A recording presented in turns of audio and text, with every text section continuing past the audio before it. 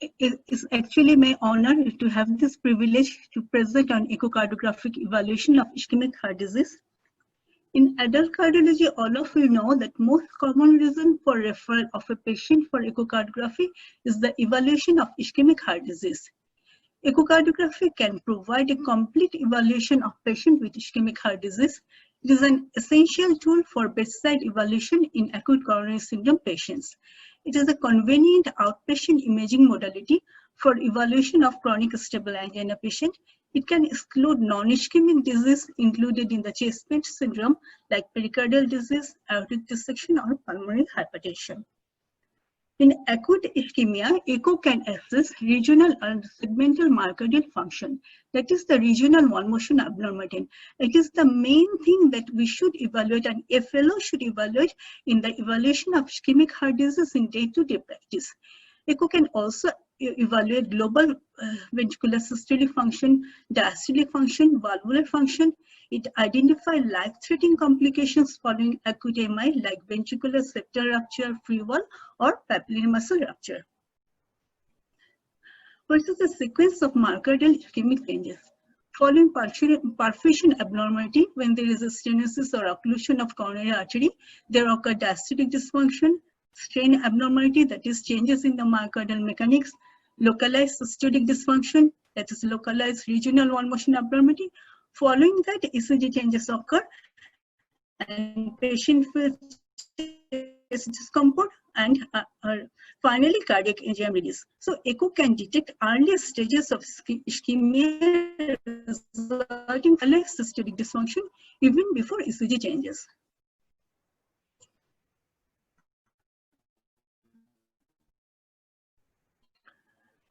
When a patient presents with treatment, this is the primary percutaneous coronary intervention. And in that cases, echo should not delay the primary PCI.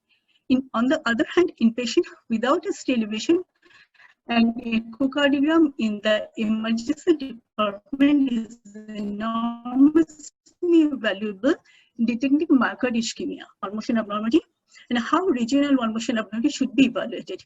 It is the impaired thickening of the affected myocardium in the territory of stenosed or occluded coronary arteries. If there is evidence of prior infarction, that will be detected as wall thinning or chamber dilatation by echocardiography.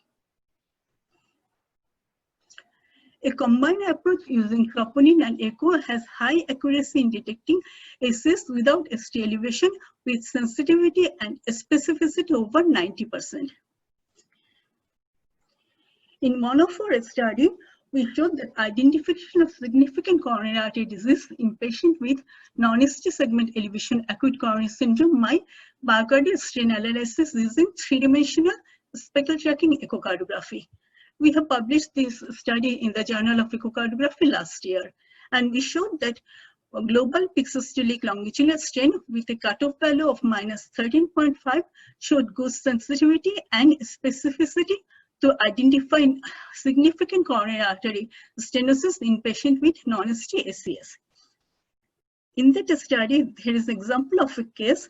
We can see that multiple 3D views showed there was no regional wall motion abnormality at rest. But there is reduction in the strain parameter. You can see the reduced strain in the anteroseptal area, and coronary angiogram revealed significant stenosis in the LAD territory. So before the appearance of regional wall motion abnormality, significant coronary artery stenosis were predicted by strain parameters. Complication following acute MI can correctly identified by echocardiography. Here is an example of LV apical thrombus. Usually following anterior MI, thrombus accumulate in the apex. You can see the thin akinetic apex and the accumulation of thrombus in the LV apex. There may be ventricular septal rupture. You can see the discontinuity in the septum and the blood flow passes from LV to RV through this ventricular septal rupture. There is ventricular septal rupture in the inferior septum and Doppler spectral pattern confirm the VSR. Here you can see the free wall rupture. Here you can see the discontinuation in the infralateral wall and blood flow passing from the free wall, and Doppler spectral flow confirm the presence of the VSR. Here is an example of LV apical aneurysm. As a result of EMI, the thinning and dilatation and outward movement of the apex, including the apical septum, occur. This is the classic example of apical aneurysm following anterior EMI. Following EMI, there may be papillary muscle rupture. We can see that the papillary muscle is ruptured and projected in the LA. Here, transesophageal echocardiographic views showing the papillary muscle rupture, and here you can see the severe fluid flow MR following acute EMI.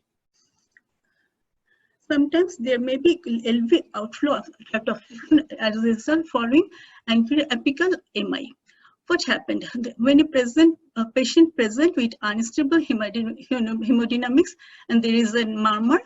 By echocardiography, you can reveal that the apical akinesis and the compensatory hyperkinesia in the basal segments. So basal septum and the basal infralateral segment hyperkinetic and anterior mitral leaflet move forward, and there occurs turbulent flow, the LV outflow tract. Doppler spectral pattern showing less systolic peak confirms the presence of LV outflow tract obstruction following anterior apical EMI. Half of acute inferior myocardial infarction are complicated by RV infarction. Features of RV infarction includes dilatation of the RV cavity, variable degree of wall motion abnormalities of free wall. There may be paradoxical ventricular septal motion, reduced right ventricular ejection fraction, and there may be impaired tricuspid annular plane systolic excursion. Here you can see that the right ventricle is dilated and there is almost absent systolic thickening of the free wall.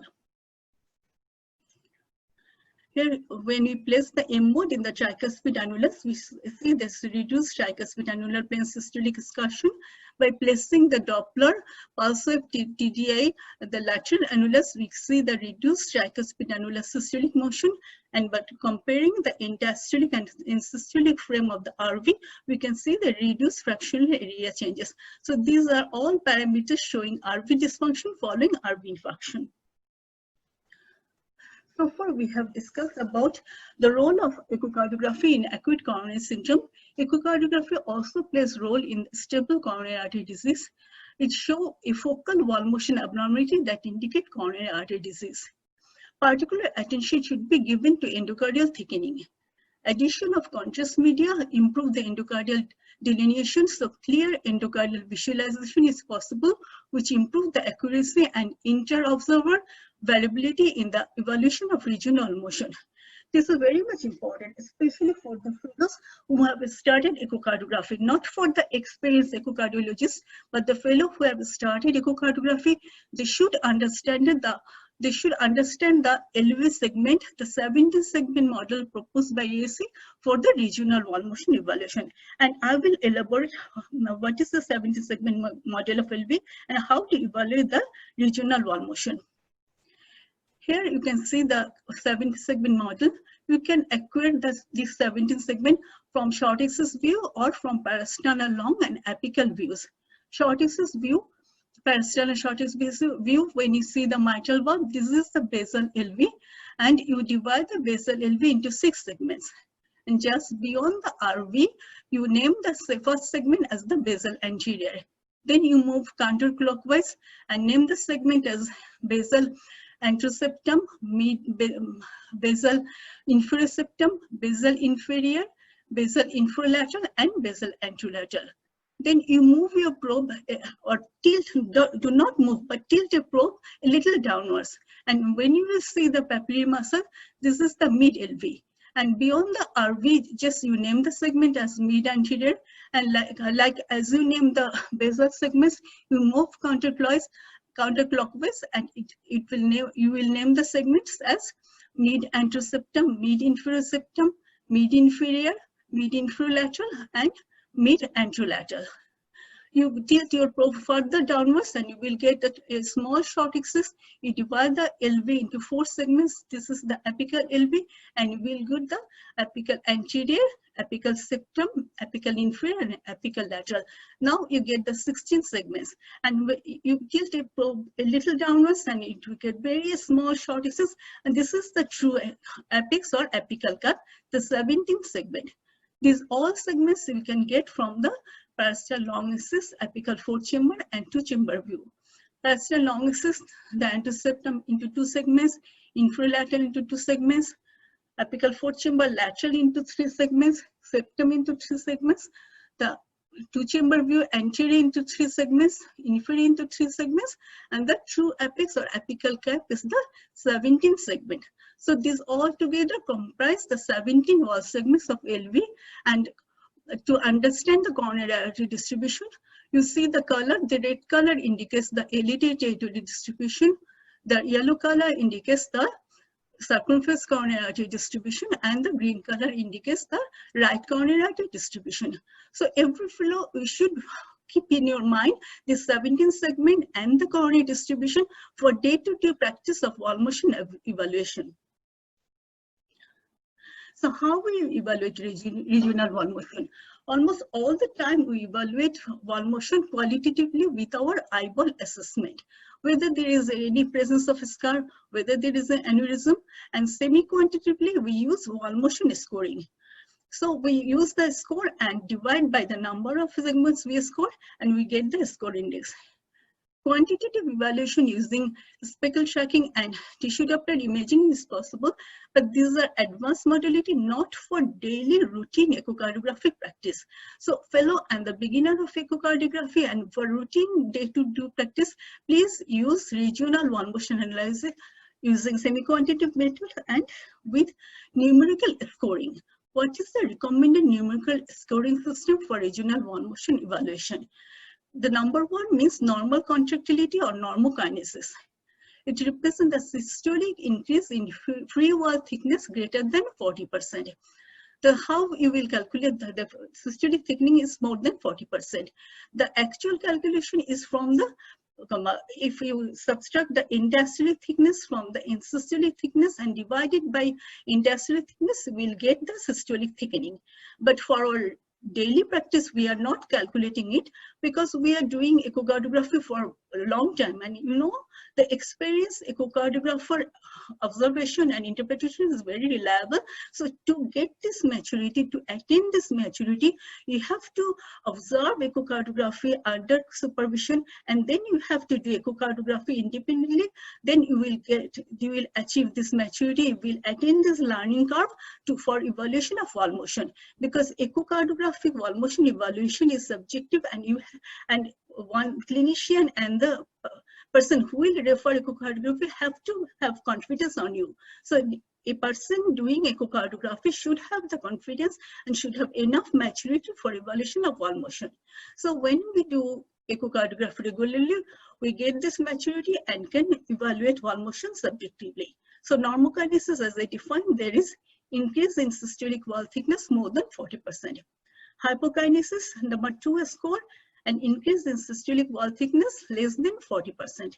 And what is akinesis? Almost absence of systolic thickening or increase in systolic wall thickness less than 10%. Dyskinesis means outward movement wall during systole with associated wall thinning.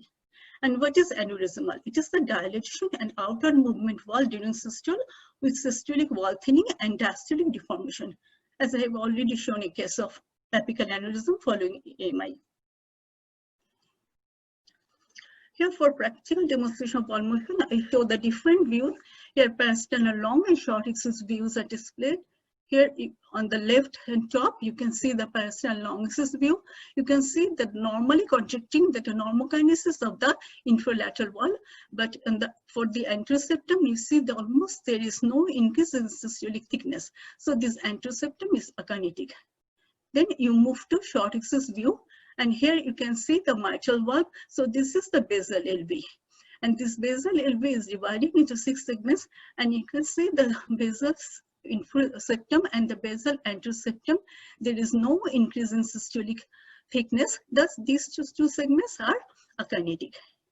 Now you tilt your probe a little downwards, and you will see the papillary muscle. So this is the mid-LV, and here you can see that the septum, anteroseptum, and the mid-anterior wall, there is no increase in systolic thickness. Thus, these 3 segments are akinetic.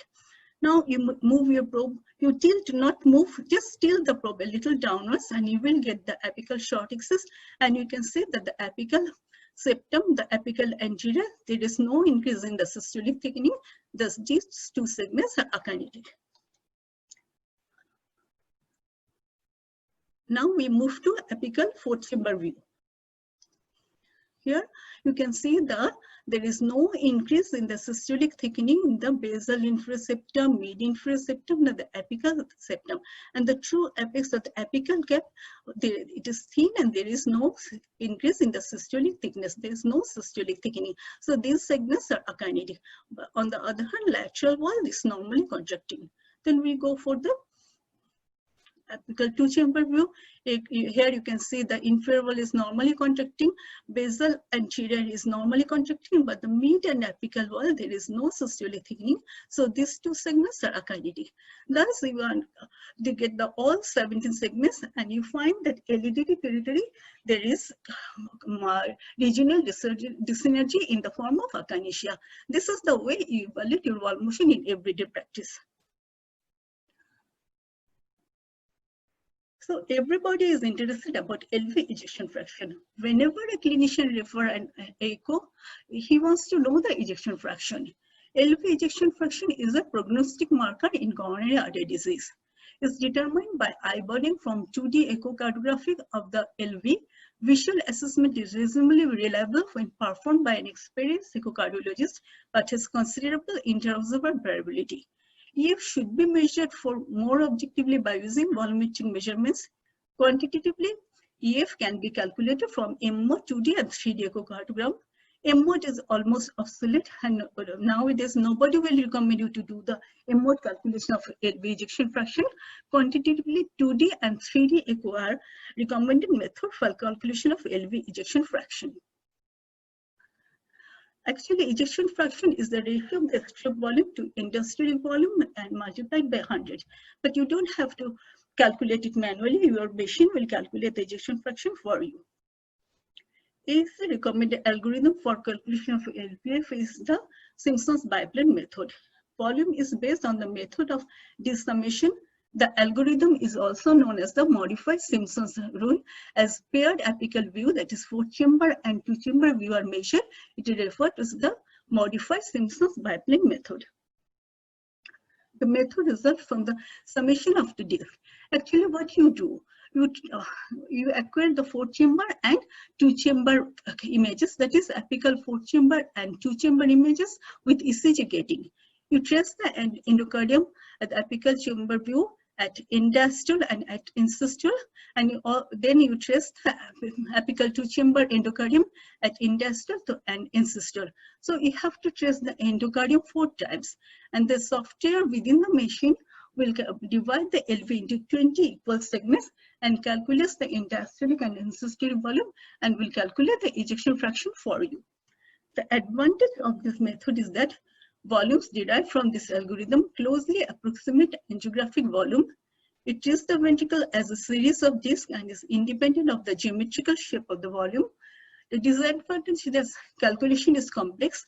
Accuracy of the ventricular calculations dependent upon the apical 4-chamber length and 2-chamber length, and when the difference between these two lengths is more than 20%, this volume calculation should be disregarded. You have to be very meticulous and careful for endocardial tracing. If we include the papillary muscle and false tendon for endocardial tracing, then your LV volume calculation will be lower, and as a result, EF calculation will be also not accurate. So for endocardial tracing, everybody and the fellow must be very cautious to correctly trace the endocardium, not the false tendon, so not to include the papillary muscles. So far, we have discussed about the role of resting 2D echocardiography for evaluation of ischemic heart disease.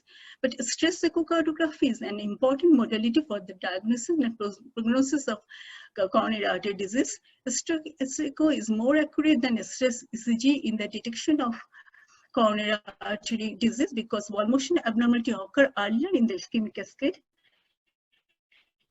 A meta-analysis of exercise echo and nuclear stress test and higher specificity for stress echo for the detection of coronary artery disease.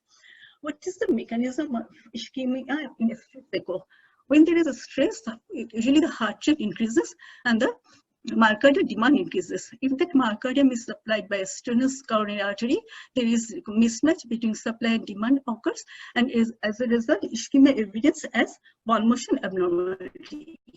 Here is an example of myocardial ischemia as evidenced by dobutamine stress echocardiography. Upper row shows the end-diastolic four-chamber view at rest and after dobutamine, and lower row indicate the apical four-chamber view at rest and after dobutamine during systole. In systolic view, you can see that there is reduced systolic thickening in the apical septum and in the lateral wall. Thus, myocardial ischemia is evidenced by dobutamine-induced ischemia in these two segments.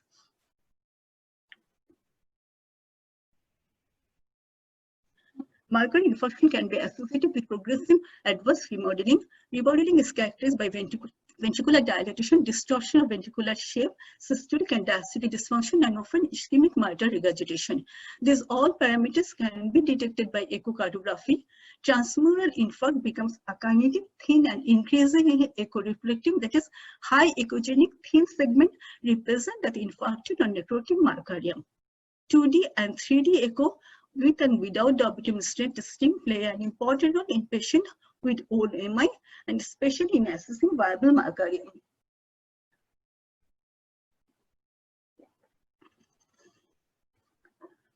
In one of our studies, which we have published in the American Heart Journal, we showed good sensitivity and specificity of DSA in comparison to myocardial perfusion using Thelen reinjection imaging. In that study, DSA was found to be 94% sensitivity and 80% specific to identify hibernating myocardium. Here is an example of how we evaluate the contractile reserve by dobutamine stress echocardiography. Here, parasternal long axis at baseline after low dose of dobutamine and peak dose of dobutamine and recovery phase is demonstrated. By comparing the baseline view with the peak dose of dobutamine, you can see that improved systolic thickening in the anteroseptal area. This LAD territory was found to have contractile reserve by dobutamine infusion. Here you can see the short axis view. So similarly, comparing the after dobutamine with baseline view, we can see the increase of systolic thickening in the septal and anteroseptal and anterior area. So there was preserved contractile reserve which were detected by dobutamine infusion, by dobutamine stress echocardiography. Here, apical four-chamber view, when you compare with the baseline with views after dobutamine infusion, you can see the improved in the systolic thickening, the basal inferior septum, mid inferior septum, the apicals, and basal and mid inferior septum. So there was contractile reserve which is detected by DSA in the septal area. Here, apical chamber view, we can see by comparing the basal view with views after dobutamine infusion that the increase in systolic thickening in the basal and mid-anterior area. So in this patient, viability was detected in terms of contractile reserve by dobutamine echocardiography in LAD territory. This patient, we showed the contractile reserve, but there is another marker of viability, that is the biphasic response. If after dobutamine infusion, an akynetic segment improved to hypokinetic and normokinetic at low dose, and again deteriorates at high dose, which will indicates that there is ischemia. This biphasic response indicates ischemia is a predictive of posterior vascularization functional recovery. So both contractile reserve and biphasic response are the marker of viability and predict the posterior vascularization functional recovery. Myocardial viability assessment is also possible by 2D echocardiography. One of the studies shows that presence of preserved end-diastolic wall thickness was 72% predictive of postoperative functional recovery.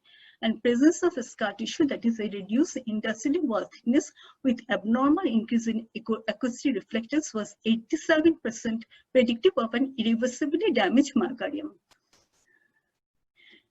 In one of our studies, which we have published in the European Heart Journal, we shown that echocardiography finding of preserved intercell wall thickness was 72% predictive, and SPECT evaluated preserved fatty acid in thin segments were 82% predictive of post-revascularization functional recovery, and the concordant absence of both accurately predicted negative outcome. Here's an example of case from that study. You can see that the mid-infralateral segment had preserved an intercell thickness, but this segment was akinetic and improved systolic thickening after angioplasty. So by the presence of preserved intercell thickness, this akinetic segment predicted post-revascularization functional recovery. Here's an example of the thin mid-inferior akinetic segment, which is fatty acid uptake by BMI-APP SPECT before angioplasty, and the segment improves systolic thickening after angioplasty. So by the presence of myocardial perfusion imaging tracer, that is BMI-APP, in the thin segment, it predicted post-revascularization functional recovery. Here is an example of the thin dyskinetic mid-anterior septum, which had no uptake by perfusion imaging in that segment and failed to recover after revascularization. That by the absence of the fatty acid in the thin akinetic segment, there was no recovery after revascularization. From this study, we propose that since present-day concerns are to minimize expenses, echocardiography would be the first test for viability assessment in most individuals. If there is adequate wall thickness, no further test would be necessary. If there is thin ventricular segment, the nuclear imaging modality should be employed. There are some recent advances on the prognostic and diagnostic value of echo evaluation for ischemic heart disease. The new emerging modalities are 3D echocardiography, TDI, and speckle tracking methods.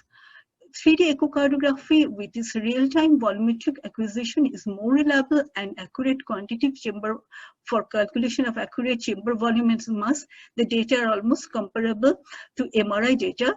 Ability to rapidly and simultaneously acquire multiple views simplify echocardiography and improve diagnostic accuracy of stress echocardiography.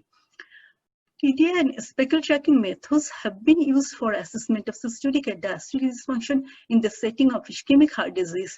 TDI, that is tissue Doppler imaging, is mainly used for evaluation of diastolic dysfunction, and speckle tracking echocardiography, it can identify systolic function and even subclinical systolic dysfunction before the appearance of wall motion abnormality. And it can also localize the infarct, and it is a prognostic marker. Lower the strain value, poorer the prognosis. Strain parameters using speckle tracking echocardiography has been comparable with that of CMR values. Here's an example, bullseye map demonstrating infarct localization by strain imaging. You can clearly understand objectively the strain can localize the infarct area. Future direction of 2D echo-evaluation of ischemic heart disease. The most recent advances is the development of a truly handheld device which may be carried within a coat pocket. It offers a diagnostic quality 2D image with simplified color Doppler and is an adjunct to the physical examination. Availability of relatively inexpensive portable echo machine may have a major impact in identification and management of ischemic heart disease in the developing world. When there is availability of high technology echocardiography in a low infrastructure environment, it is unique among the imaging techniques. But there will be increasing requirements for formal training in echo user of the technique for evaluation of ischemic heart disease. In conclusion, 2D echo is central to the diagnosis, management, and prognosis of the entire spectrum of acute or chronic ischemic heart disease. 2D echo remains the most cost-effective and risk-effective choice in most settings.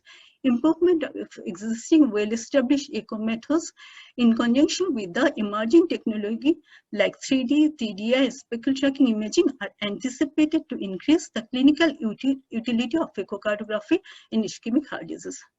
So thank you all. These are all my slides.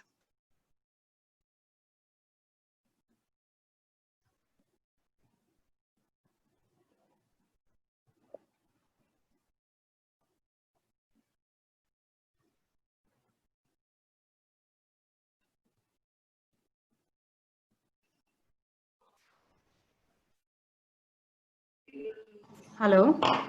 Hello. Thank you so much, ma'am. Actually, I was on mute and I didn't realize I started speaking. So I think it was a very, very good presentation covering the basics, and we have quite a few of questions also in the chat box now. Can I start taking questions? Okay. Go ahead. Yeah. Let me just start scrolling through from the top. Just give me a minute. So first question is from Dr. Shibli. She's asking, what are the causes of non-ischemic RWMA? Non-ischemic cause of RWMA, mainly if you think about nowadays what corona, so COVID-19, the myocarditis may cause the the wall motion abnormality. There may be dilated cardiomyopathy and hypertensive heart disease with when there is heart failure, then there occur the global hypokinesia. Even the systolic heart failure, when the LV function decreases, you can find the wall motion abnormality. So these are not due to ischemia, but non-ischemic causes of wall motion abnormality. Okay, the next question is, can you please explain ICMP features? Ischemic cardiomyopathy. Okay. It's a ischemic cardiomyopathy. Yes, ischemic cardiomyopathy, the features of echocardiography include that LV should be dilated and there will be regional wall motion abnormality which cannot be explained by the ischemic cardiomyopathy. There should be an evidence of coronary artery disease or old myocardial infarction, and you will have the wall motion abnormality. There will be no normocarditis segment, and the LV would be dilated and ejection fraction will be low. These are the features of ischemic cardiomyopathy. So to comment ischemic cardiomyopathy, you should have an evidence of coronary artery disease or old MI. Unless you have evidence of ischemia, you cannot comment it as ischemic cardiomyopathy. Then you can, if there is regional wall motion abnormality and dilated LV and decreased ejection fraction, then you will comment the dilated cardiomyopathy with regional wall motion abnormality with reduced ejection fraction, and probably the cause is ischemia. But unless there is evidence of coronary artery disease, you can definitely comment that it is an ischemic cardiomyopathy. Sure, ma'am. So the next question is on what is approach to ischemic and non-ischemic regional wall motion abnormality? Okay. First, if we have the ECG, you go through the ECG, and if there is ECG evidence of ischemia, you can clearly say that is ischemic cardiomyopathy. And when you suspect from the clinical history of a patient and you find a wall motion abnormality, then you can suspect ischemic heart disease. And if you can, if you matches the symptom with your evidence of wall motion abnormality, and you can go for physical exercise echo. So if the patient can do exercise and if you find the wall motion abnormality, then it is ischemic, it is due to ischemia. Or if the patient wants and you suggest that angiogram is indicated, then you go for angiogram, and you will look. If there is coronary artery disease, definite coronary artery disease, then it will term the regional abnormality as due to the ischemic heart disease or coronary artery disease. Sure. So there is a comment, I think, from Dr. Prashant. He's saying, I think we can better day as regional wall motion abnormality like conditions sorry, we may seem similar kind of changes in setting LVB post-op patients. Constrictive pericarditis may also be seen in myocarditis. I don't know if this is a question or a comment. I think we'll move on to the next one. So, how to differentiate between regional wall motion abnormality and LVBB? LBB, usually there is paradoxic movement of the septum, anterseptum and septum. But when there is other wall motion abnormality, then we'll term it as regional wall motion abnormality. Only the presence of paradoxic and the jerky movement of the anterseptum septum is the indicator of LBB. Then we do not term it as regional wall motion abnormality suggestive of ischemia. Sure. Just a second. How to calculate cardiac output? Cardiac output we can calculate using both 2D view and the Doppler method. You measure the LVOT cross-sectional area in the parasternal long cis view. Then you go to the apical 5-chamber view and you measure the VTI of LVOT. Then you measure, if there is software within the machine, then it will calculate by multiplying the LVOT area with VTI. It will give the stroke volume, and by multiplying with the heart rate, it will give you the cardiac output.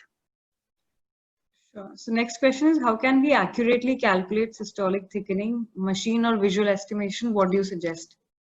Of course, the visual estimation. And for quantitative estimation, strain is better. Objective and quantitative estimation, strain is better. But for regional wall motion evaluation, visual assessment of the experienced echocardiologist is the reliable one. Next question is, what is the reference for definition of normokinesis? Braunwald defines normokinesis at 20%. 20% is not normokinesis, more than 40% is normokinesis, 20 to 40% is hypokinesis. And there are many different references. Less than 20% or less than 10% or absent systolic thickening is defined as akinesis, but 20% is not normokinetic.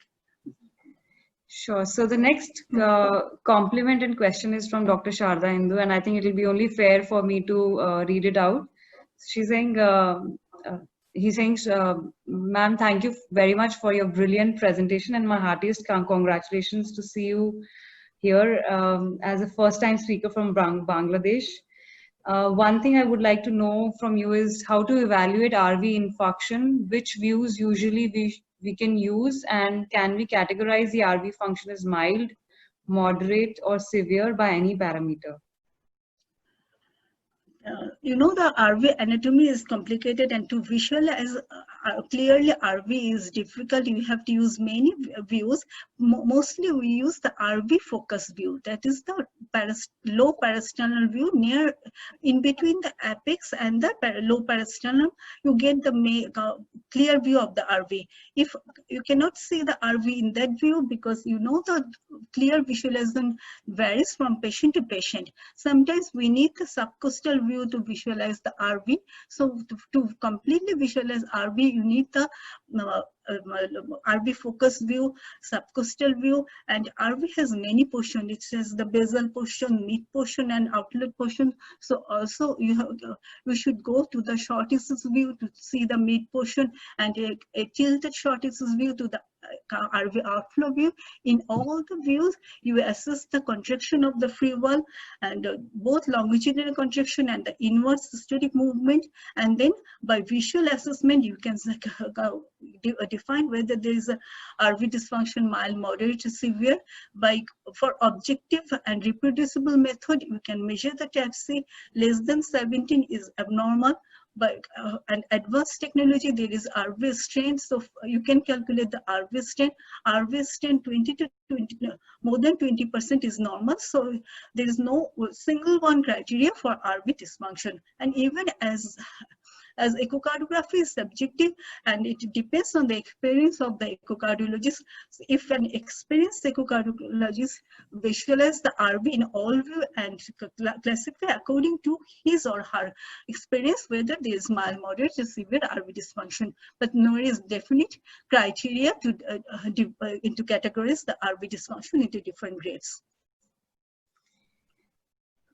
So the next question is how to calculate stroke volume. Is it possible to calculate left ventricular end diastolic pressure and left arterial pressure echocardiographically?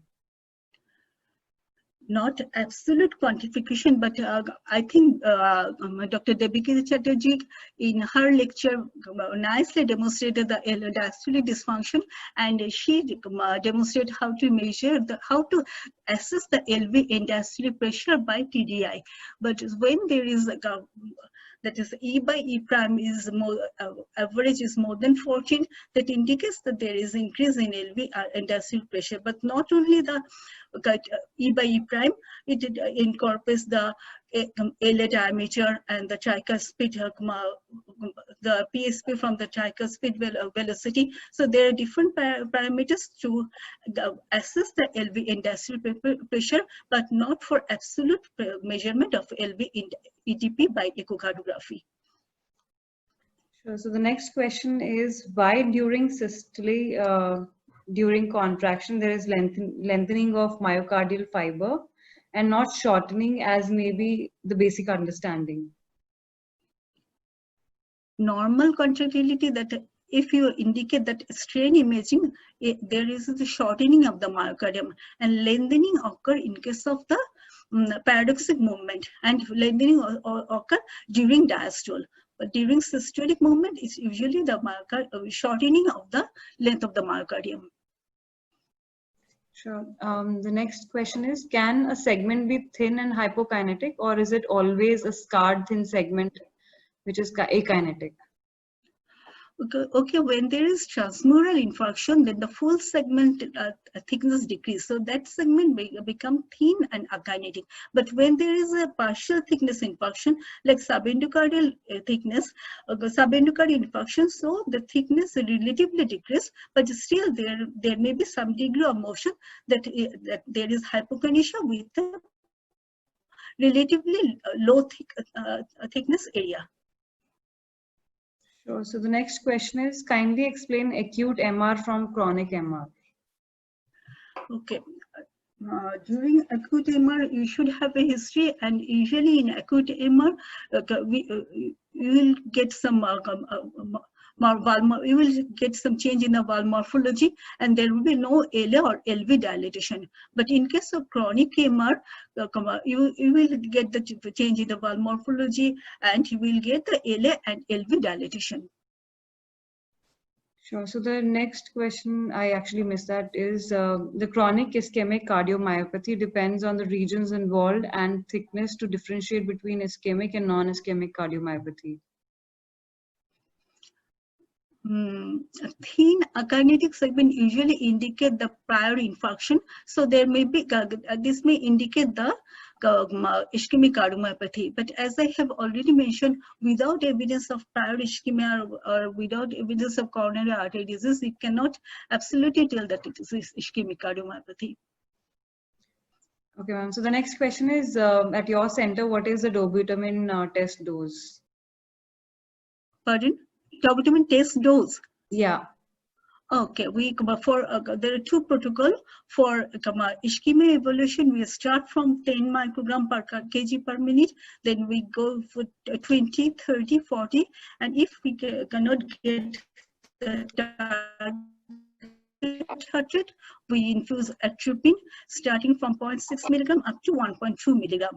But for viability, we start from 5 microgram, and then for ischemia, every 3-minute stage. For viability assessment, we start from 5 mics, then 7.5, 10, 15, 20, and if there is no increased heart rate, we can go up to 40 microgram per kg per minute, but every 5-minute stage, and taking caution that there is no there is not very much increase in heart rate, and there is no arrhythmia, and patient is not feeling any discomfort, especially in the presence of LV dysfunction.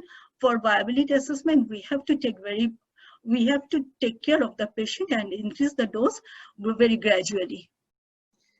Okay, so the next question is, what is the cutoff for adequate wall thickness? Is there a difference in different segments? Actually, as the literature reveals, like 6 to 10 millimeter thickness is the normal, but that for the Caucasian, we do not have our own data, and less than 6 millimeter industrial thickness is considered as a thin segment.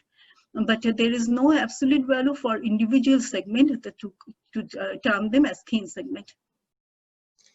Sure. So next question is, if wall thickness is preserved but is akinetic, will it recover?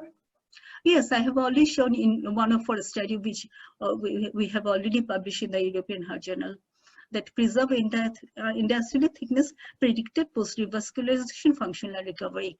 So we also propose from that study that if there is a thin segment, then we will recommend the nuclear imaging modality. But for preserved interstitial thickness, even there is a kinetic segment, you can advise stress echocardiography to see the contractile resolve or to see the biphasic response, but no need for recommend nuclear imaging modality. So, ma'am, next question is, what is tardokinesis and what are the conditions which show tardokinesis of heart? Tardokinesis, just now I cannot recapitulate, sorry, I have to recapitulate it. Maybe you give his email address, yes, you give his email address and I will respond to his by mail. Sure, sure. So the person who's posted this question has named himself as SS. If you're still there in the session, please type in your email ID. We will pass on your question to ma'am. Moving on, how can we differentiate ischemic from non-ischemic regional wall motion abnormality? That I have already discussed. Yeah, I think yes. The next question is it the right practice to call akinetic apex, as we know from myocardial mechanics that apex mainly rotates rather thickening?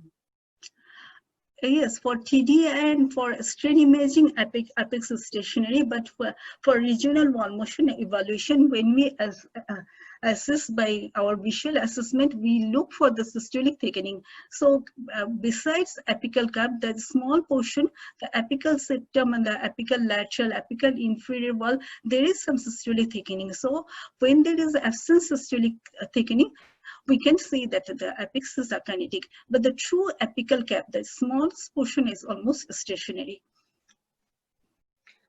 So there are a few questions which are again out of context of this. How to assess RV ejection fraction? Do you want to answer this?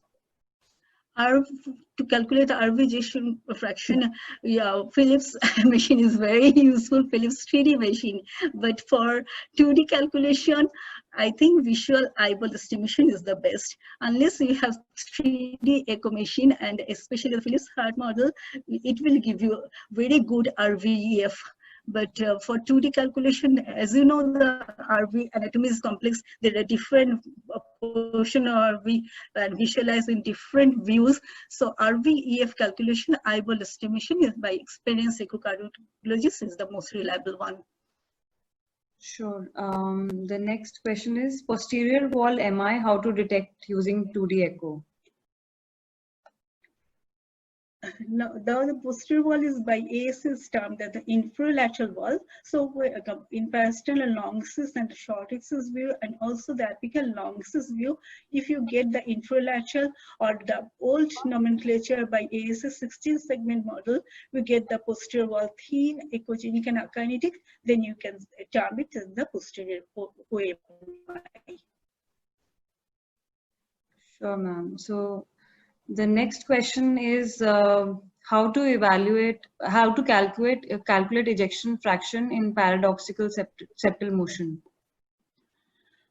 We are no longer using the M-mode calculation for measurement of LVEF. So when the septum is paradoxic, then we are not measuring by M-mode. So we are not measuring the systolic volume or systolic dimension at the paradoxic point. We are assessing LVEF by global eyeball estimation. So you can assess the all wall, and you can say the percentage of reduction of LV cavity from diastole to systole. That is our global eyeball estimation for LVEF measurement. And if very clear endocardial delineation is possible, you trace the endocardium at 4 chamber, 2 chamber, both at diastole and end systole, then you get the correct ejection fraction by Bartlett-Simpson method. If we have 3D, it will not matter whether the septum is paradoxic, then and with clear visualization by 3D image, we will get the accurate LVEF calculation. Sure. So next question is, what is the recent approach for addressing CIMR during CABG, cabbage? Recent approach for Addressing CIMR. CMR for viability assessment. Yes, during cabbage procedure. Not during cabbage procedure, before cabbage procedure. Yes, CMR is coming up, and CMR is very sensitive for evaluation of viability. So if we have the CMR, and if the imaging person, he or she is very expertise on CMR reporting, you can assess viability by CMR before CABG. And for if your surgeon wants to do the surgical ventricular restoration, that is when the LV is dilated, there is aneurysmal portion, and he want to exclude by surgical ventricular restoration, CMR calculation of LV volume and mass will be very accurate and will be guiding for him. Sure. The next question is, what are the echo findings in constrictive and restrictive pericarditis? Constrictive pericarditis, it is that you will find that the pericardium is thick. There may be high echogenic pericardium, that is, there is pericardial calcification, and there may be mild dilatation of the atrium. And the most diagnostic criteria for constrictive pericarditis for echocardiography is the tissue Doppler imaging. So there is annulus reversus. When you place the sample volume in the medial annulus, we'll get the increased annular systolic motion, but when you place the passive Doppler in the lateral annulus, we will go to reduce. Usually the lateral annular velocity is more and the medial annular velocity is less. But in case of constrictive pericarditis, these reverses, and this is the echo diagnostic criteria of constrictive pericarditis. But in case of restrictive cardiomyopathy, usually there is systolic velocity of all segments reduced, and there is biaxial enlargement, and there is lateral annular velocity is more than the medial annular velocity. Sure, ma'am. There are quite a few questions on strain imaging, and there is one specific on how can we find viable myocardium by strain imaging? Viable strain imaging in association with double-domain echocardiography, you can objectively quantify viable myocardium, but by post-systolic thickening, a few literature says that there is, by the presence of post-systolic systolic thickening, there is that indicates the viability, but not yet they are recommended for clinical practice. Okay, and next question is, what is the incidence of non-atherosclerotic ICMP in your current practice? Non-atherosclerotic ischemic cardiomyopathy. So, without evidence of coronary artery disease. That is, if Dr. Saklani is on the chat, can you please clarify? And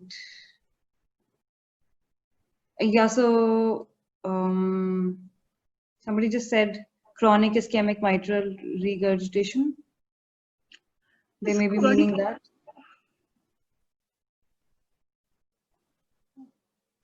I think let's move on to the next question. If the person can clarify the question, we can take it again. Okay. Can we say relatively thin enteroseptum if we get 8 mm enteroseptum and 16 mm posterior wall in a patient with LVH with MI? Yes, that is possible. Well, if a hypertensive patient with concentric hypertrophy had MI, then we can get the affected myocardial area. The myocardial segment becomes relatively thin compared to other segments. This frequently we get. Say, in case of inferior MI in a hypertensive patient, inferior wall becomes thin. In case of anterior MI in a hypertensive patient, we get the anterior wall relatively thin compared to the other segments. So this is possible. The next question is, what is tethering in regional wall motion abnormality? Okay, when there is a compensatory hyperkinesia or that you see that the regional, when you evaluate the regional wall motion, the segments are just side to side. So a normokinetic segment can pull the akinetic or hyperkinetic segment inwards. This is the tethering effect. So by the pulling of the adjacent segment, the dyssynergic segment move inwards. These are known as the tethering effect. So there have been actually quite a few questions, quite a few people asking about tardokinesis. So what we'll do is maybe ma'am will, share a comprehensive note on tardokinesis and on, questions we'll club together. You can leave your email ID behind if you have not registered with a direct email ID. If you're registered, do not post once again. We will come back to you. The next question is, so yeah, the person has clarified. He's saying, I wanted to ask what are the current guidelines for addressing chronic ischemic MR during CABG? Is there any particular set of guidelines? And if possibly you can share with us, we'll share with the participants, ma'am. Guidelines for evaluation of chronic ischemic MR for CABG. Yeah, during CABG. During CABG, usually the chronic MR is chronic ischemic MR results in annular dilatation, but I have to see if there is a specific guidelines. Sorry, I have to, before I go through, I cannot comment about this. Sure. Maybe if you get something, we can share with the participants forward. I'll just quickly scroll through if we can take a couple of questions. Yeah, explain hibernation and stunning of myocardium. Stunning usually occur following acute myocardial infarction, and this wall motion gradually recover. But hibernation results from the chronic ischemia. So the wall motion, there is hypokinesia or akinesia resulting from repeated ischemia, and this wall motion improve after revascularization. So hibernation indicate that recovery after revascularization, but stunning occur following acute myocardial infarction, and it gradually recovers even without revascularization. Sure. The next question is difference between thrombus and ghost shadow in echo. Then you have to you have to acquire many views to differentiate between thrombus and ghost shadow. Thrombus, you can see the margin and the echogenicity is different, and especially if you have contrast media, you can infuse the intravenous contrast, and then you can see the contrast clearly identify that the thrombus there is filling defect. Sure. So next question is from Dr. Mondal. He's requesting if you could please explain which echocardiographic view correlates with LV angiographic segment in LAO view. Apical longus view. Yeah. Okay. So I think that's about it. If we've missed out any question, can we request somebody to repost in case they still want that to be addressed? Because please explain why DCM patients have regional wall motion abnormality. This is very difficult. In our daily practice, sometimes we found the regional wall motion abnormality in the DCM patient, but the idiopathic DCM, when we will exclude all the causes, then we can term it that idiopathic dilated cardiomyopathy. But there is no explanation why that if it's following viral myocarditis, if it follows ischemic myocarditis, if it follows ischemia, then there will be the regional wall motion abnormality. But idiopathic DCM, why there is regional wall motion abnormality, it will be difficult to explain. Can you please comment on wall motion score index? Yes, wall motion score index that when you evaluate the regional wall motion, you score all the segments. And sometimes if few segments is not visualized, then you cannot score them. So number of segments which you have put a score, you sum up the scores and divide by the number of segments we have analyzed, then you will get the wall motion score index. So the next question is, what is the management of right bundle branch block? RBB. Management of right bundle branch block. Sorry, I cannot get it. What is the condition associated with it? You have to know the condition which is associated with the right bundle branch block. Then we will manage it. If it's associated with the ASD, if it is associated with AMI anterior inferior, then the management will follow accordingly. Okay, the next question is, can we diagnose myocardial edema by echo? Myocardial edema by echo, the contrast echocardiography plays some role in the detection of myocardial edema, but it is not yet for routine clinical practice, so it is difficult to do.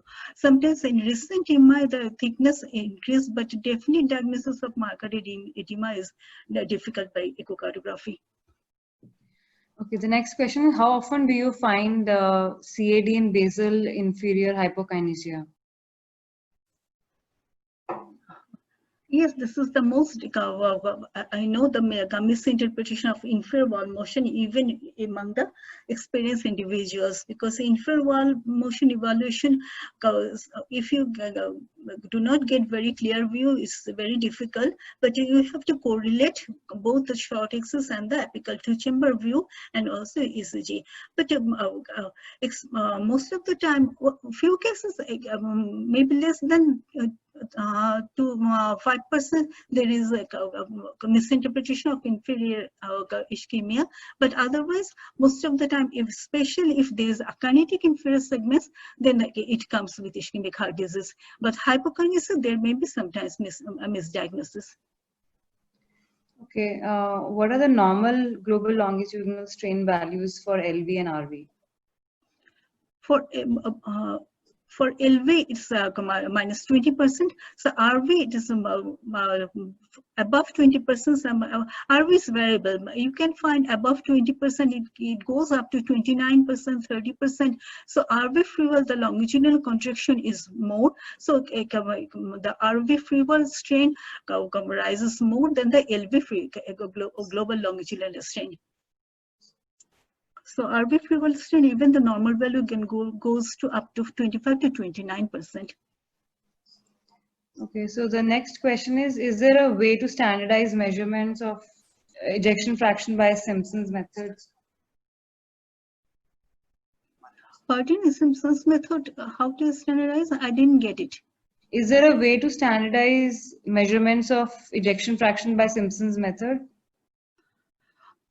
If you get clear endocardial visualization, and if you have the contrast media, you can do clear visualization of the endocardium using the contrast, and when tracing the endocardium in the 4-chamber and 2-chamber, you will get the accurate ejection fraction calculation by Simpson's biplane method. So clear delineation of the endocardium is the standard for getting the accurate value by biplane Simpson's method. So the next question is, please explain the Takotsubo condition. Takotsubo, yeah. Takotsubo is the apical ballooning or stress cardiomyopathy. So when usually after stress, there you can find that there is regional wall motion abnormality, mainly the apex and the mid ventricle. It becomes like a balloon. So it's also called apical ballooning syndrome. And a few days later, when you again re-evaluate the patient, the wall motion will disappear and it will be normokinetic. So it is usually indicate a transient cardiomyopathy or apical ballooning syndrome or Takotsubo. Takotsubo indicates this like a pot. Takotsubo is a Japanese, and according to his name, as it is just like a pot, so it termed as Takotsubo cardiomyopathy or apical ballooning syndrome or stress cardiomyopathy, mainly result from stress. The next question is very broad, which is echo features in COVID-19 patients. What are your common findings?